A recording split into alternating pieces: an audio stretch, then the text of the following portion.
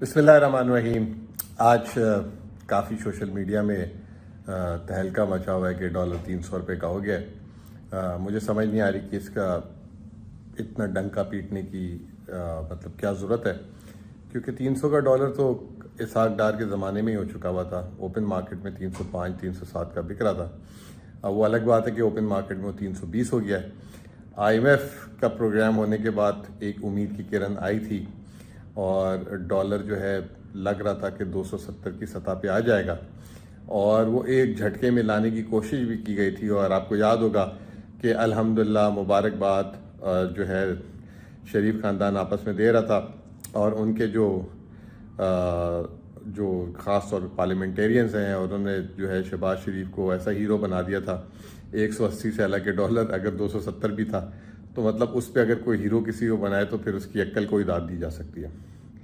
بہرحال کہنے کا مطلب یہ ہے کہ آج 320 325 کا ڈالر ہے اوپن مارکیٹ میں. جو مارکیٹ میں لوگ جو درآمدی سامان منگاتے ہیں وہ بھی اس کی قیمت جو ہے وہ 300 کے حساب سے کوئی بھی نہیں بیچ رہا.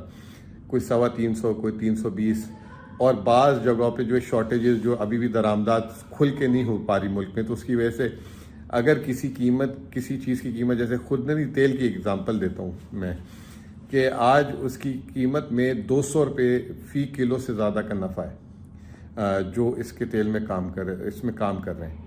تو یہ جو ہے 200 روپے جو ہے اس وجہ سے نہیں کہ ڈالر کا ریٹ بڑھ گیا، اس وجہ سے کہ ملک میں اس رفتار سے کھلے طریقے سے نہیں آ رہا، اور حکومت کی جو پرائس کنٹرول اتھارٹیز ہیں وہ ان چیک اس کو جانے دے رہی ہیں.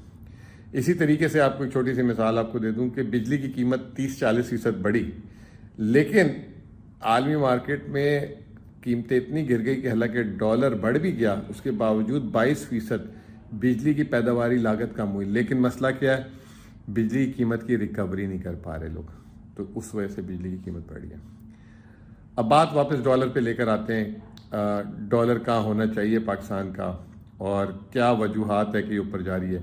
وجہ آپ کے سامنے ہے کہ IMF نے اب کہہ دیا کہ اوپن مارکیٹ اور جو اسٹیٹ بینک کا جو ریٹ ہے، انٹر بینک ریٹ، اس کے درمیان 1.25% سے زیادہ کا فرق نہیں ہونا چاہیے، ورنہ آپ معاہدہ توڑ دیں گے. تو روزانہ اوپن مارکیٹ میں 3-4 روپے کوئی بڑھا دیتا ہے. آج ایک خبر آئی ہے، اسٹیٹ بینک اس کو کنفرم کر دے کہ اسٹیٹ بینک بھی اوپن مارکیٹ سے ڈالر خرید رہے تاکہ اس کے ریزروز بڑھیں. اس کا کیا مطلب یہ ہوا کہ اسٹیٹ بینک کو باہر سے پیسہ نہیں آ رہا، تو وہ اب مقامی طور پہ پیسہ خرید رہی ہے، اور جس کی وجہ سے مزید پریشر بڑھ رہا ہے. تو یہ ایک غلط ٹیکٹک ہے. یہ جب مارکیٹ کو پتہ ہو کہ روزانہ اسٹیٹ بینک ڈالر خریدنے آئے گی تو وہ اوپن مارکیٹ میں اس کا ریٹ بڑھے گا ہی بڑھے گا.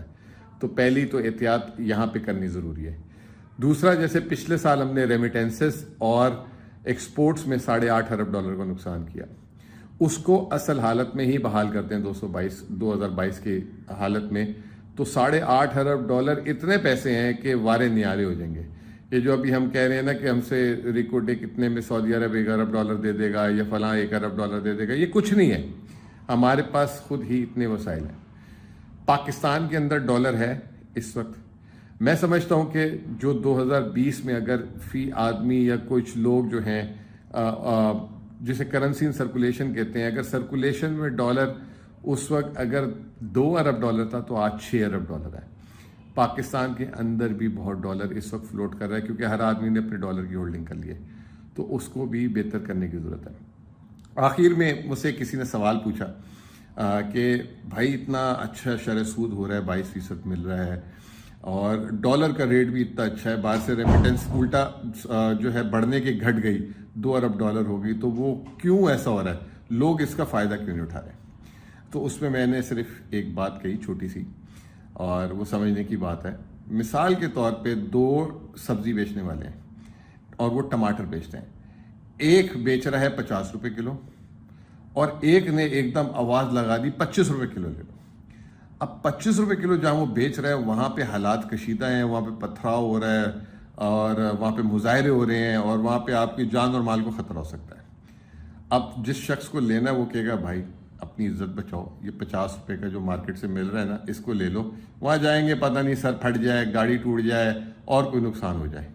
تو پاکستان میں بھی یہی مسئلہ ہے. ڈالر کا ریٹ 300 325 نہیں ہونا چاہیے تھا.